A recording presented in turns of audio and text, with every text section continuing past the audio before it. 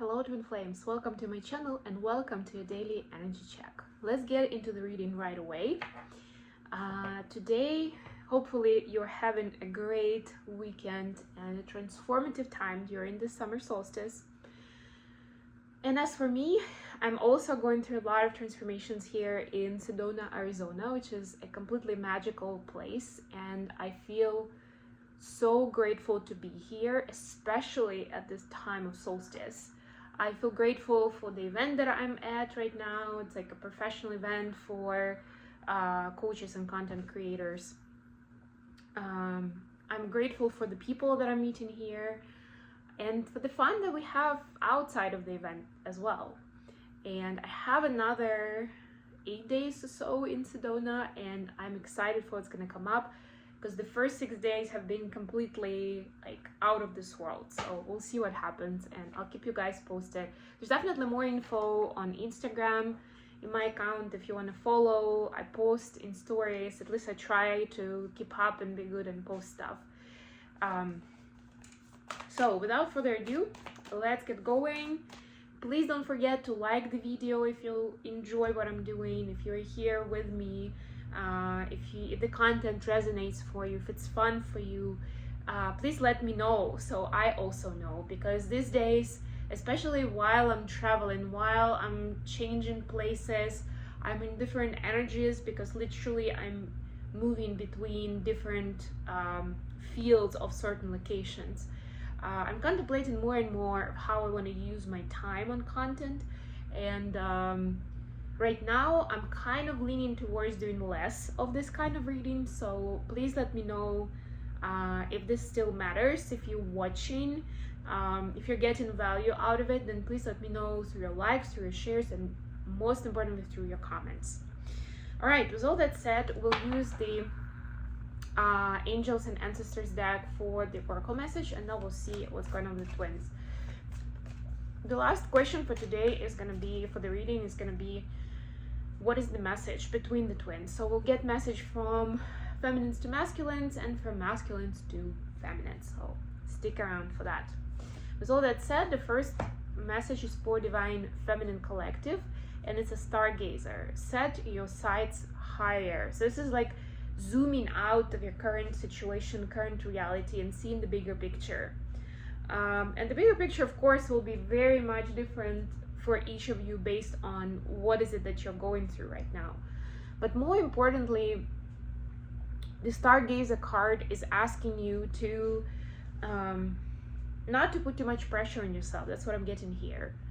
And understand that there's always a higher perspective, even if you don't see it, even if you don't know it, right? So you don't need to figure it out necessarily all in that moment and be able to respond to it in the most perfect way, right? But just know that whatever is happening, there is a higher perspective in it.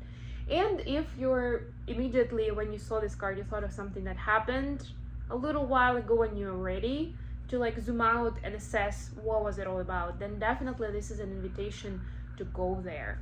I know I'm in Sedona, it's so interesting. I'm actually relatively calm about stargazing in general, and I've done a lot of stargazing in Hawaii, which is one of the best locations in the world for different reasons, and I even did it with a telescope, right? So I kind of like quenched my thirst there, and I'm more or less relaxed. But speaking of which, Sedona is such a great place to experience stars and planets and asteroids and all of it, because there's no light pollution here. There are pretty strict rules about it. So the sky looks amazing, especially on this beautiful clear summer nights. That's what I was supposed to say. And I had a friend with me here, staying here at my place for a few days, who is very much into stargazing, and like she was so excited about it. And she was even thinking of booking a tour, but we finally just went with it and just stopped the car on one of the nights where, you know, I was a little bit out of town when it was dark, and she was like, you know what, I'm gonna do it now. And she got so much out of it, even I was impressed. So even I sort of revisited my view on it. So there's so much to stargazing, and like I feel like a big part of it is realizing the wealth and the you know, the proportions really of the Milky Way, of the universe, of the world that we live in, right? It gives you a completely different perspective. You think about it, right?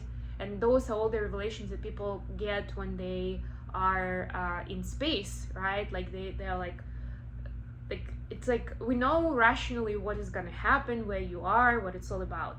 But when you actually get there, it's like it strikes you immediately. You're looking at planet Earth from the distance, you're looking at all these other planetary bodies, and it's like it strikes you and it does something to you, like. And a lot of people like get really emotional about it. So maybe look it up there. For the masculines, we see the heart guardian. Love and let yourself be loved. Beautiful. So this is about heart chakra awakening and heart healing for divine masculines right now. So divine masculines, see what speaks to you the most in terms of your heart space, right? Like, what is the message now that your heart is trying to tell you?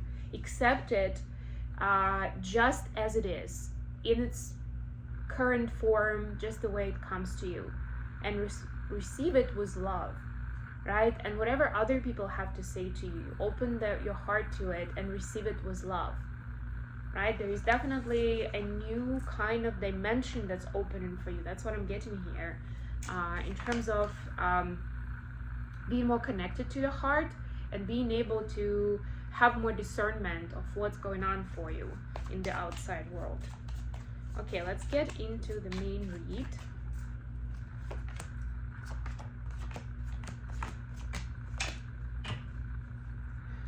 So we've got Three of Swords as the bottom of the deck. Yes, it's like there is some kind of a bottleneck in the way. It's not a complete blockage, but there's something that's kind of like not letting you in your life, that may not let you fly fully, you know, just like take off and take flight the way that you could, where your potential is. There's something preventing that right now. Okay, let's see some clarifiers. And here we have the Wheel of Fortune. Yeah, it's important to surrender, not to overthink, because the swords are also thoughts, right? It's like this, the mindset, the thinking that gets us into that place of feeling stuck and not be able to move forward. Let it be, let it go, you know. Trust that something is happening, something is changing, and you're figuring it out. Don't get too hung up on it. Don't try to artificially figure it out and try to remove the block. Just surrender to it, live through it. If anything, love it, you know? Like, I mean, love it in a way of like show compassion and love to it, right? Because it's part of you that exists also because of, you know, your life experience, your life story, possibly even some generational karma from previous generations, right? But this is who you are. It is also part of you. So it's important to show it some compassion and some love. Feminines, your energy today is the Empress, clarified by Four of Swords. I love this so much.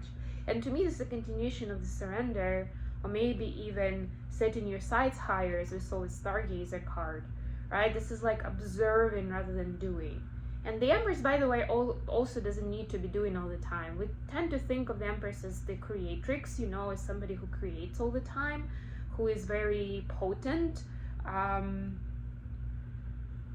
But it's also about nurturing what you've already created. It's also about being able to replenish your resources when and as you need it, right? Because the Empress is the Empress because she knows when that's relevant, right? When I just want to take my time for myself, which is what this is really, right? Like, I want to remind myself that the Empress isn't just about being responsible for the empire and life, the empire, and maybe at the court, right? Like at the palace, at the kingdom. It's also being responsible for myself, right? My beautiful, talented, potent self, right? So this is what I see now for the feminines. The masculines, look at that, Wheel of Fortune and Strength.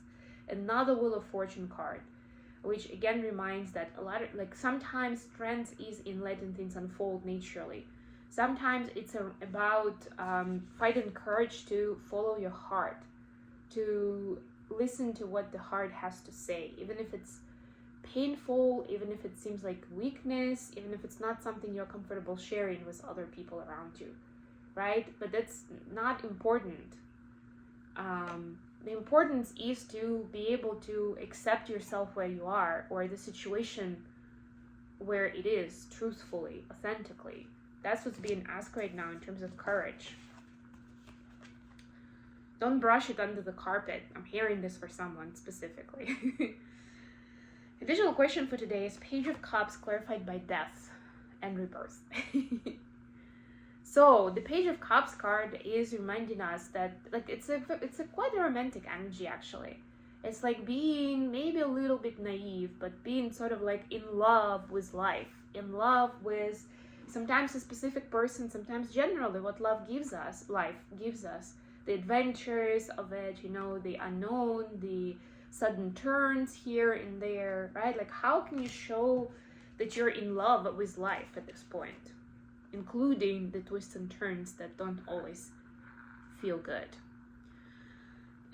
For the feminines, they have Page of Pentacles clarified by Five of Swords. So yeah, this is like overthinking. How do I get ready for it? How do I prepare for it? How do I not let it knock me off my socks or something?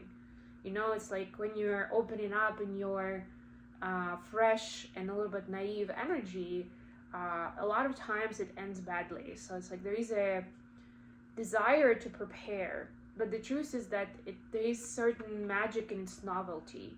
And the only thing that I would say you can prepare for is that there's always a possibility of things not going according to your plan, and also things changing not on your timing, but on divine timing, which is what death and rebirth is. It's not asking you, are you feeling comfortable now, to completely change into a new phase of your life. No, it says, hey, it's time to change to a new phase in your life, so this is happening. That's it. Boom, done. So it's important to kind of acknowledge that part, but still have that childlike wonder of like, ooh, it's actually exciting. The exciting part could be that you don't know what's going to happen. And then for the masculines, we see the Devil clarified by Six of Pentacles. Oh boy. Yeah.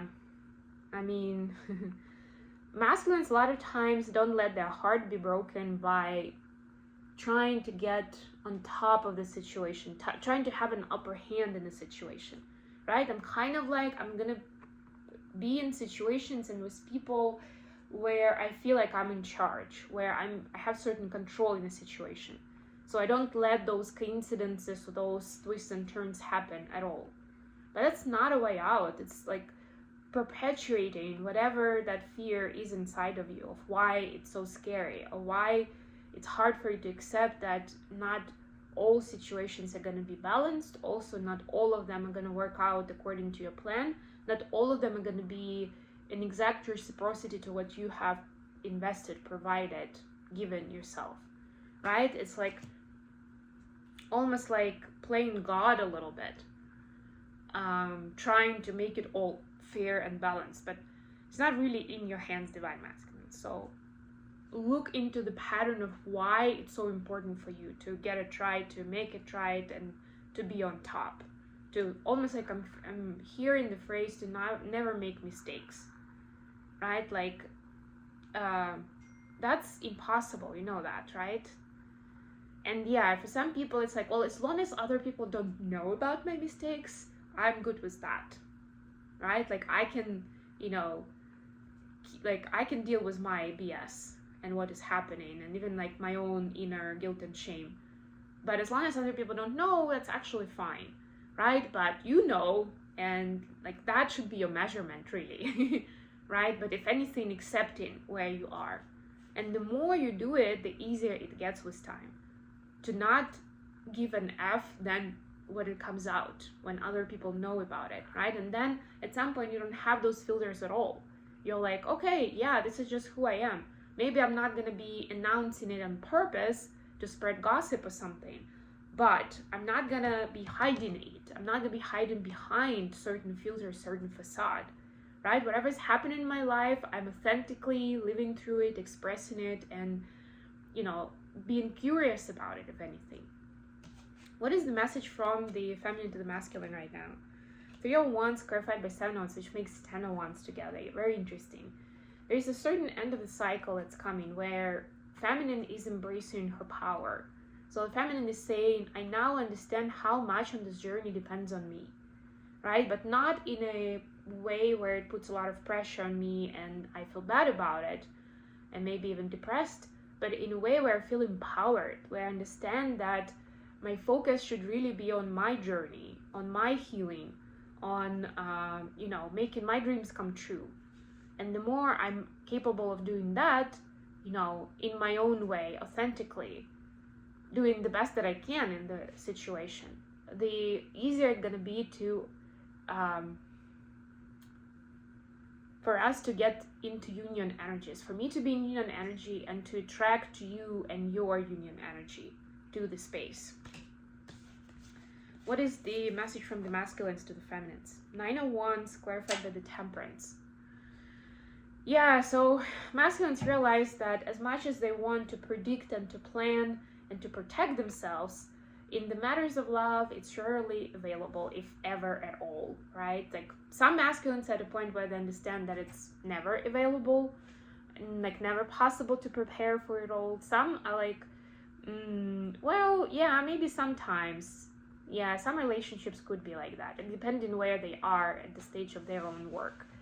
But what's important is that masculines recognize that rather than trying to spend a lot of time on strategy and, if anything, playing games with a relationship, especially as powerful as this one, it's important to be stabilized to a point where you don't feel like you need that. Where it's like, regardless of what's going to happen in this connection, in this situation, I'm gonna be good just as much, right? Like if I have the strong feelings, if it's adding value to my life, if it's inspiring me, of course I want to put in my effort, and I am working on becoming my more vulnerable self with an open heart, where I can meet my feminine where they are, right, and be a worthy partner. But also, if my feminine decides at some point that it's just not good enough, or it's not a good time or anything else, according to their free will, I'm also gonna be okay, because I'm gonna be balanced. Because my sense of worth, and even where I am in terms of self-love, is not gonna be dependent on that, right? If anything, yeah, maybe I'll take some notes and I'll work on some things, right? This will be food for thought. Maybe it will even be painful for a minute. But I'm not gonna let it define me, and I'm not gonna let it stand in the way of me living a happy and fulfilling life. Wow, that was powerful. Okay, I am gonna leave it here. Thank you so much for joining me today, guys. I love you all. Please don't forget to like the video and subscribe to my channel if you're new. And with all that said, until the next time,